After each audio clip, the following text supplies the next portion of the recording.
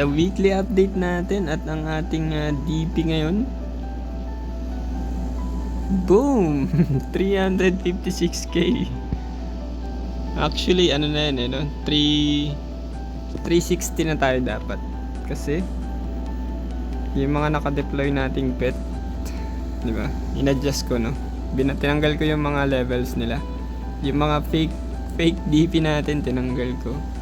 Di ba? O, makita nyo, may 1-1 na tayo dyan. Na-redeem ko na yung 1-1, di ba? At kung lalagyan natin ng fake DP, di ba? 360 DP na tayo. Yan, lagyan natin.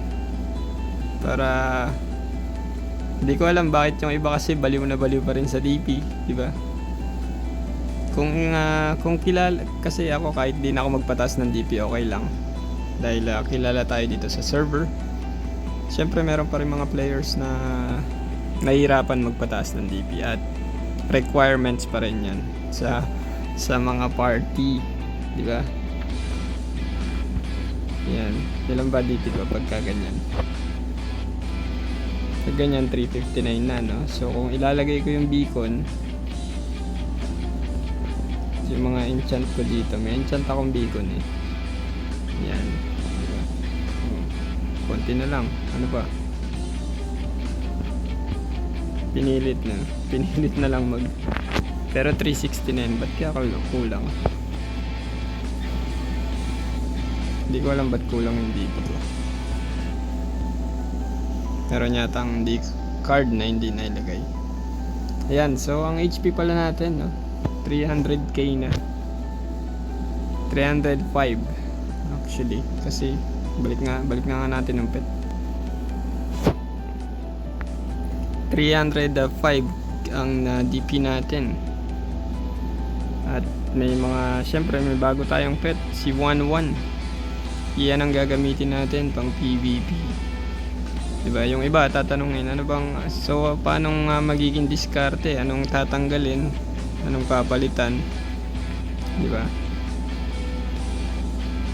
Kasi meron tayong yung mga pets natin, di ba? Yan, si Squidget, si Shiny, si Bulldog at si Zoe. So pagka PvP, di ba? Kung kita nyo sa akin nga, hindi pa naka-equip, no? Si 11. Pag PvP, tatanggalin mo lang si Squidget, di ba? Yan ang magiging setup natin para meron tayong dalawang healer at dalawang taga support na defense, no? Taga bigay ng Kyrie Elyson, or ano bang tawag doon, hindi ko alam kung tawag doon sa skill nila, yung pang absorb, di ba? Absorb ng damage. At update sa ating sigils, di ba? Dapat dapat level 36 na tong Gate of Suffering ko, kaso ayan, di ba? Yung dating 1999 no? Yung dating 99 na lagi na Gate of Suffering, di ba? Yan, 0 na siya, di ba? Pinagbibili na ng mga hinayupak na nakapanood ng video natin, naubos ang Gate of Suffering. So ayan, di ba? Ang susunod nating i-upgrade pagka nag-level 35 na, papalitan na natin kasi pa level 36 na rin ang immortal body natin. Level 30 na, no? 6 na levels na lang. So pag nag-level 36 ang immortal body, ang kasunod na papalitan ay yung silent escape. Tama ba? Ang ipapalit natin diyan ay yung sweep breakout. Tapos iuhuli nating ipa-level ang surging protection. Bakit natin iuhuli ang surging protection? Kasi walang HP ang surging protection, diba? Ang dagdag niyan ay PvP. May nagpapa-high five pa. PvP damage reduction at yan, PvP damage and magic damage reduction. Yan ang binibigay ng surging protection. Walang HP yan. Kahit hanggang dulo, wala. Kaya uli natin siyang i-upgrade. Siyempre sa feathers, di ba? Kaya kailangan yung makita ito eh, di ba? Kasi kung nasusundan niya ba, kung nalilate, kung ahead ba kayo sa akin or kung nalilate kayo ng upgrade, di ba? Sa ating unang feathers, di ba? Tier 5 pa rin yan. Tapos tier 3 lang itong time feather. Pero baka matapos, bago matapos itong week na to, tier 5 din yan. At syempre, tier 6 sa pangalawang attack feathers. Sa pangatlong feathers, meron tayong light and dark dyan na combo. Tier 2 lang. At yung kasunod, tier 2 din. At yung pinakauling attack feathers ay tier 1. Di ba? Pagka, depende, no? Depende kung ano yung mauunang maraming ibigay sa atin. Halimbawa, maraming ibigay sa akin na time and space feather. So, baka palitan ko to ng time and space feather. Kung maraming ibigay na dark, light and dark, baka unahin kong i-upgrade ng light and dark.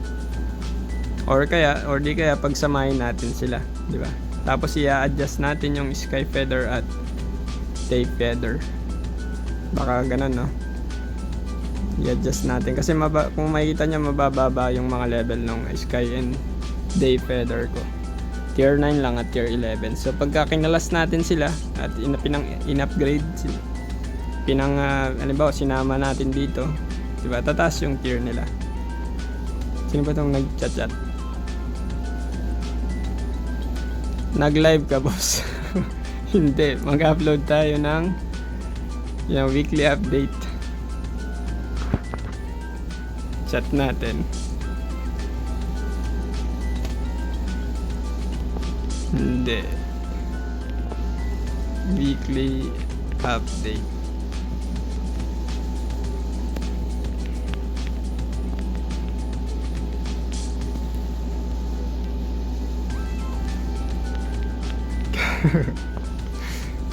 Yan. So tapos sa defensive feathers natin, no, wala pa rin nagbago diyan. Tier 9 pa rin, at yung tatlo, diba, tier 16. Dalawa na yung tier 16 ko, no, nag-upgrade siya ngayong araw. At itong tier 15, diba, baka this week din mag tier 16 siya. Depende sa mga makukuha nating feathers, diba? Kasi medyo marami rin kasi ito, 30. Yan. At ano pang i-update natin sa medals, no? Kung makikita nyo dito, yung Medal of Heroism, pagka nag level 38 siya or 40 siguro 40, i-stop muna natin siya sa 40, tapos mag-upgrade tayo ng iba dito. Tulad nitong Medal of Valor, i-upgrade ko yan. Tsaka itong Storm Medal. Bakit ko i-upgrade yan? Diba, tatanungin nyo, kasi physical attack yan, hindi magbe-benefit ang Paladin dyan. I-upgrade ko yan para sa Gate of Suffering na effect, diba? Para medyo mataas-taas yung ating bleeding effect sa kalaban. Yun lang, no? Yun pa rin ang ating medals. Walang nagbago, diba? Nag level 21 lang ang aking Fire Medal. Yan, so ang ating stats, no? Diba? Kailangan nyo itong makita lagi. Diba? Sa details, yan, meron tayong 2626 na PvP damage reduction. At ang ating P damage bonus ay 71% na lang. Bakit 71% na lang? Kasi tinanggal ko yung horong card, no? At tinanggal ko rin yung costume na school uniform. Floral elf na yung gamit natin. Kaya yung melee P damage ko dyan ay 17% na. Diba? Siyempre ito PBE stat ito, kaya mababa yung crit resistance. At sa item natin, kung makita nyo, meron na tayong Old Baron card, diba? Kung bakit ko siya ginagamit, actually, diba, sabi ko sa inyo, hindi natin gagamitin ng Old Baron, ilalagay lang sa collection. Pero kasi pag nagpapalevel ako, pag nag-grind ako ng tawag dito, Raid Rick, diba? pag nag-proc kasi ang illusion card, all baron, ay possible na ma-2 hits ko lang yung raid trick. Kaya kinabit ko muna siya dyan. Pero pagka PvP, no, hindi natin siya gagamitin. I-deposit lang natin siya. At ano pa, sa guild skill, no? Sa guild skill nag-upgrade na rin tayo paunti-unti, di ba? 38, 30, 35. Di ba? Medyo ayan, pwede ko tong i-upgrade nga eh. Kaya lang tinitipid ko yung Eden coins ko, di ba? Para unahin ko yung PvP damage reduction. Kasi ang sa PvP, sa stats natin, di ba? Di ba puro PvP na yung topic natin eh, no? Sa PvP stats kasi kailangan natin ma-reach yung at least 2.7 na PvP damage reduction. Bakit 2.7?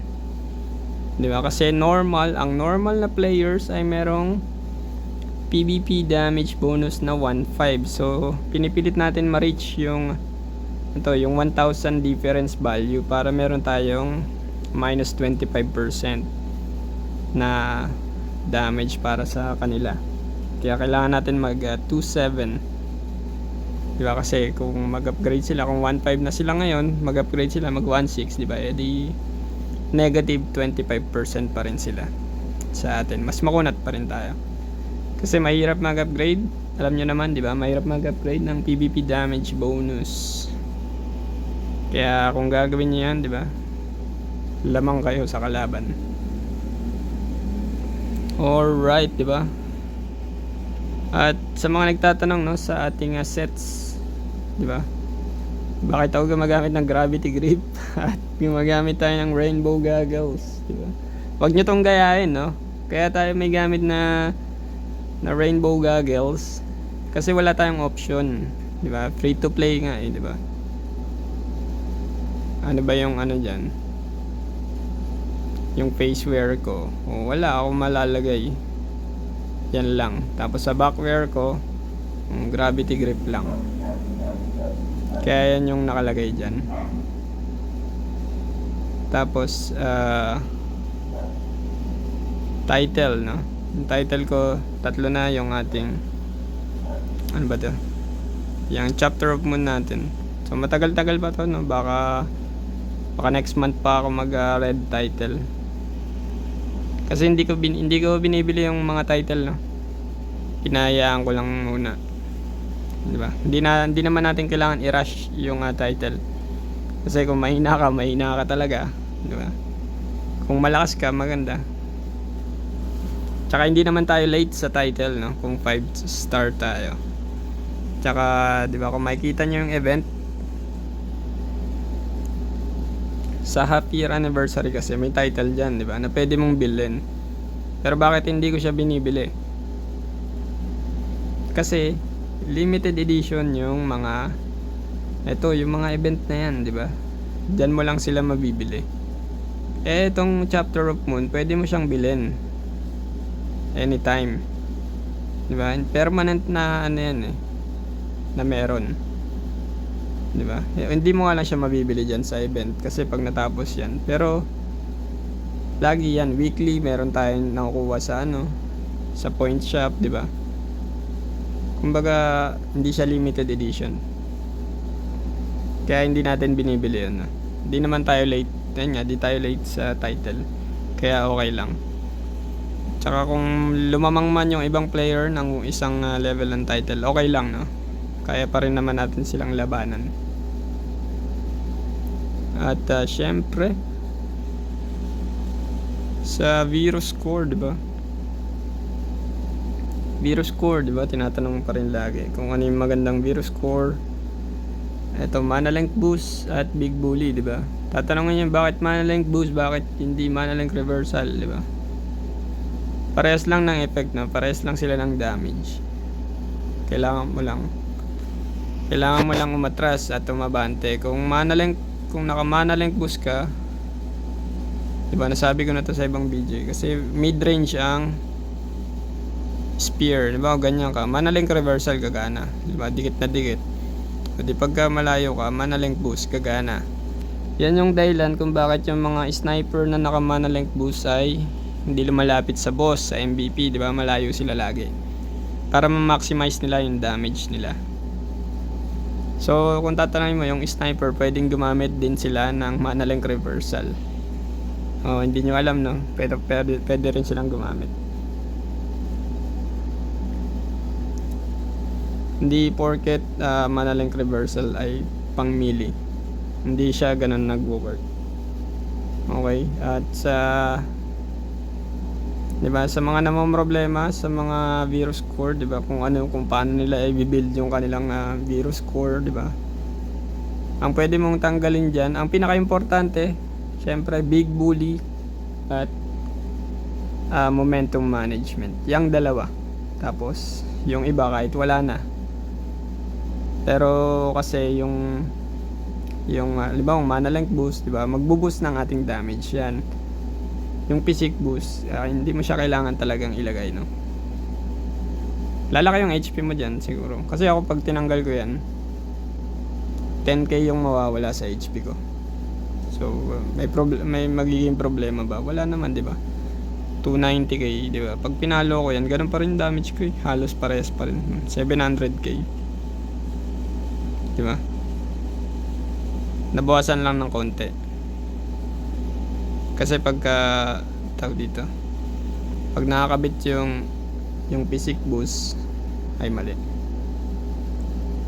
Nasa around 750k na ata yung palo ko. Di ba? Halimbawa yan, i-follow natin. O, di ba? Konti nga, 730, 720. Di ba? Konti lang. Padagdagan lang ng 10k din. Diba? 10k na dagdag sa HP, 10k din. 10k, 20k. Konti lang. At ano yun, may mail Baka binigyan tayo ng shiny ulit. Ay, hindi pala. Umasa tayo sa shiny. At ano pa ipapakita natin? Statue. No? Sa statue, pinapa-level ko rin yung, kung makikita nyo, yung Valkyrie Duel. Kasi wala na max na tong yung MP damage ko, max na, no? At itong relic, hindi ko pa siya maipapa-level kasi level 2 pa lang. Kaya kahit meron akong 35 na hammer dyan, hindi yan magle-level up kasi kulang, di ba? Level 2 pa lang eh. Kaya ngayon yung mga hammer ko nilalagay ko muna sa duel. Na-upgrade ko to ng level 15. Sa mount, no, wala pa rin nagbago. Iniipon ko lang muna yung iba. Diba? May advance ako dito na 32. Siguro pag nag-level 30 ang ating mount, tsaka natin na papaluin yan. Diba? Kasi almost max na siya, 548 tsaka 531. So hindi na natin kailangan pilitin na 600 dyan. At syempre sa cards, ano pa ba? Ayaw nga pala sa Divine Armament, no? Sa Divine Armament kailangan nyo pa rin i-max, no? Kailangan nyo mag 160 kasi pag dumating yung bagong season, hindi kayo mahirapan.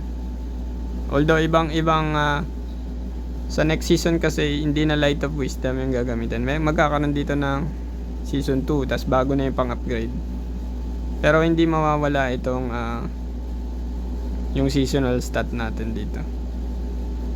Kasi ito magte-take effect doon sa para dito sa season 1. Tapos yung sa season 2 sa bagong Nightmare Temple na dungeon yun mag-e-effect.